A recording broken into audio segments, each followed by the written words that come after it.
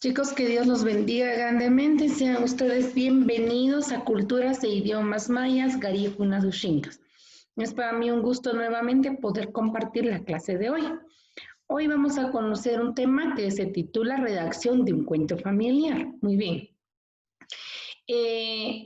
Para realizar un cuento, nosotros necesitamos pues tener algunos personajes, pero vamos a ver qué es lo que nos recomienda el cuentista Light. Dice que él nos recomienda una técnica para escribir un cuento, partir de una premisa y desarrollarla hasta llegar a una conclusión. Muy bien. Premisa significa colocar en un lugar a dos o más personas en una situación dada y después con imaginación creativa seguir a estas personas a través de ese lugar y de esas circunstancias. Muy bien, chicos. Para que nosotros podamos crear un cuento o inventarlo, nosotros necesitamos tener personajes, ¿sí? Muy bien. Bien sea un cuento real o ficticio, pero normalmente nosotros cuando redactamos un cuento lo hacemos de una forma ficticia. Muy bien.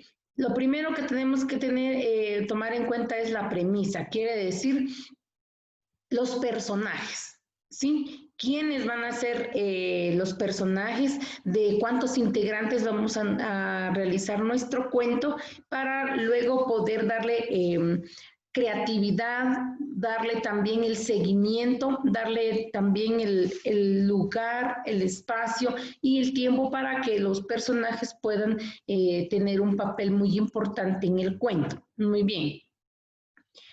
Cuando nosotros nos imaginamos a unas dos o tres personas interviniendo en el cuento, nosotros pues nos vamos a imaginar el vestuario, el lugar donde van a desarrollar esto, darle vida quizás a las cosas inanimadas, ¿verdad?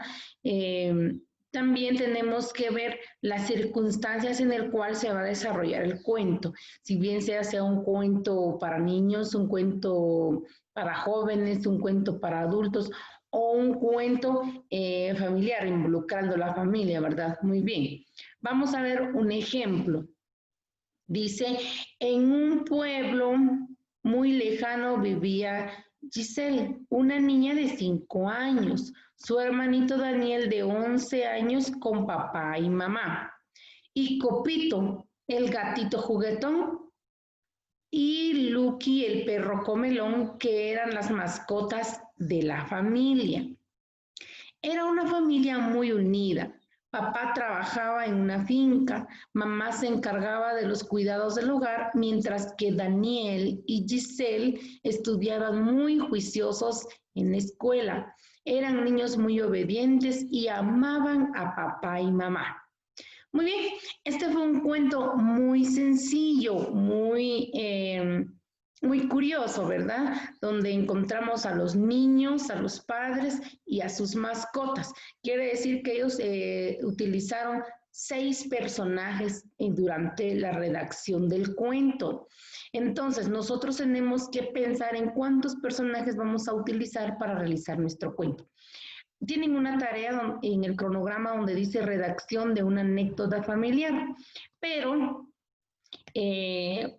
puede ser un cuento, o sea, es un cuento el que ustedes tienen que realizar, pero yo dejé ahí una anécdota porque puede ser de que nuestras anécdotas, las anécdotas, perdón, son historias o sucesos que nos han pasado o que ha acontecido en la familia y que nosotros recordamos. O sea, son casos que nunca se olvidan, son casos que han sucedido a nivel familiar. Entonces, estas anécdotas ustedes las pueden convertir en cuento, pueden agregarle más personajes, pueden agregarle más animación y por supuesto la creatividad de ustedes. Entonces, ahí dice redacción de una anécdota familiar.